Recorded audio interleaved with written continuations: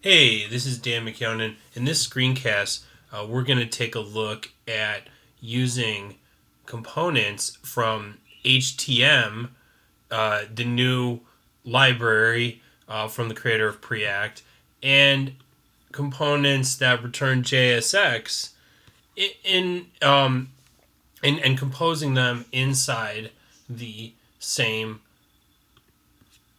components up the tree. So let's take a look at our app.js.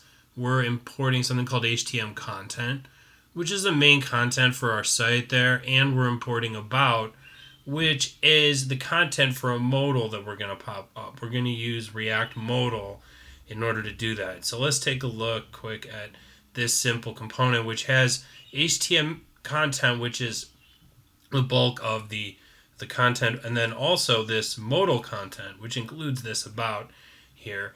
And what we actually are gonna see is that this trigger modal button is actually hidden in the UI. So let's take a look at the page. The page here, this about click, it will open up a modal. Now, this modal's content will be shown until we hit the close button.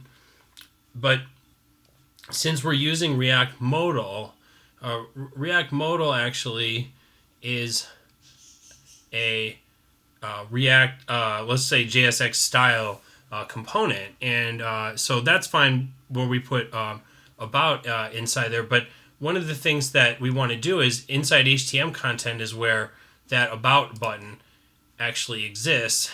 And so we want to press that button and launch that modal. So let's take a look at how we actually accomplish that.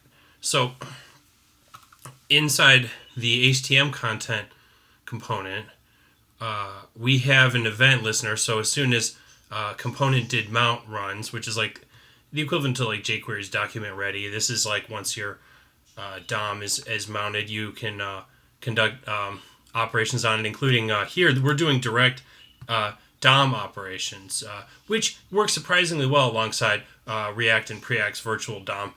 So what we're doing here is we're getting this launch modal button down below, the one that has actually the word about on it that we were clicking, and then we add an event listener. So when there's a click on that particular button, we want to run our components method clickabout. So let's take a look at what clickabout does. So there, clickabout actually finds a element with the ID trigger and clicks that.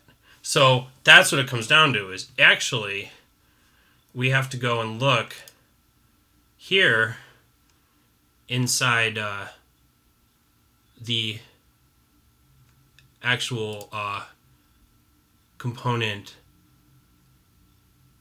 the root component, and here is trigger. So what we end up doing is we end up using the DOM to connect the HTML and JSX components. So there could well be other techniques, but that was just the one that I had found for this screencast number 16. This has been Horsing Around with JavaScript Volume 3.